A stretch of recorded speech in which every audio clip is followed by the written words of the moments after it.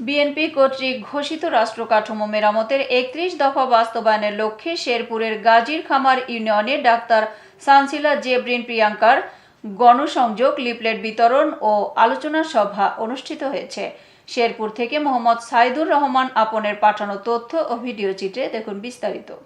আগামী ২০২৬ সালের জাতীয় সংসদ নির্বাচনে শেরপুর সদর ১ আসনে ধানের শীষের মনোনয়ন প্রত্যাশী প্রার্থী ডাক্তার সানসিলা জেবরিন প্রিয়াঙ্কার গণসংযোগ, লিফলেট ও আলোচনা সভা অনুষ্ঠিত হয়েছে।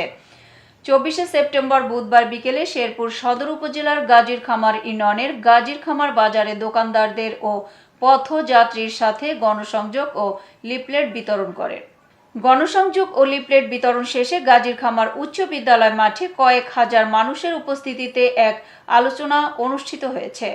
উক্ত আলোচনা সভায় থানা বিএনপির আহ্বায়ক আলহাজ মোহাম্মদ হযরত আলীর সভাপতিত্বে এবং জেলা ছাত্রদলের সাবেক সাধারণ সম্পাদক ও জেলা বিএনপির যুগ্ম আহ্বায়ক এবং সদর উপজেলা বিএনপির সদস্য সচিব মোহাম্মদ সাইফুল ইসলামের সঞ্চালনায় প্রধান অতিথি হিসেবে উপস্থিত থেকে বক্তব্য রাখেন আগামী ২০২৬ সালের জাতীয় সংসদ নির্বাচনে শেরপুর সদর ১ আসনের ধানের শীষের মনোনয়ন প্রত্যাশী প্রার্থী ডাক্তার সানসিলা জেবরিন প্রিয়াঙ্কা। বিশেষ অতিথি হিসেবে উপস্থিত থেকে বক্তব্য রাখেন নবগঠিত জেলা বিএনপির আহ্বায়ক অ্যাডভোকেট আলহাজ সিরাজুল ইসলাম প্রমুখ।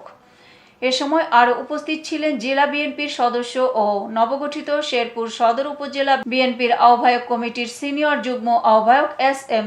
শহীদুল ইসলাম ভিপি, সাবেক জেলা বিএনপির সহসভাপতি ও শহর বিএনপির সভাপতি এবং জেলা বিএনপি সম্মানিত সদস্য মোহাম্মদ সাইফুল ইসলাম স্বপন, জেলা যুবদলের সাধারণ সম্পাদক আতাউর রহমান আতা, সদর উপজেলা বিএনপির যুগ্ম আহ্বায়ক এ.এস.এম. রফিকুল আলম শিপন, জাতীয়তাবাদী কৃষক দলের সভাপতি মোহাম্মদ শফিকুল ইসলাম গোল্ডেন সহ বিএনপির বিভিন্ন স্তরের নেতাকর্মী ও বিভিন্ন মিডিয়ার সাংবাদিকগণ।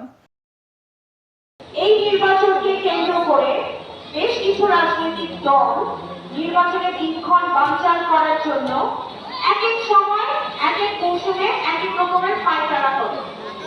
তার একটি পায়তারা বর্তমানে যেটি চলছে সেটি হচ্ছে জামাতের পিআর পদ্ধতি। আপনারা যে তারেক জিয়ার সঙ্গে এটা আজকের উপস্থিতি এটা প্রমাণ করে, আজকের উপস্থিতি প্রমাণ করে যে গাজীর খামার হলো আমার প্রাণ প্রিয় নেতা জনাব তারেক রহমানের ঘাঁটি। বিএনপি ক্ষমতা আসলে দেখতে চাইছেন, এখন সামনে আগামী ফেব্রুয়ারি মাসে ইনশাআল্লাহ নির্বাচন আসবে, বিএনপি ক্ষমতা আসবে। বিএনপি যদি ক্ষমতা আসে আমার কোনো পদের দরকার নাই। এতক্ষণ সঙ্গে থাকার জন্য ধন্যবাদ। আইওয়াচ টিভি নিয়মিত আপডেট পেতে ভিজিট করুন আমাদের ওয়েবসাইট, ফেসবুক, ইনস্টাগ্রাম ও ইউটিউব চ্যানেলে।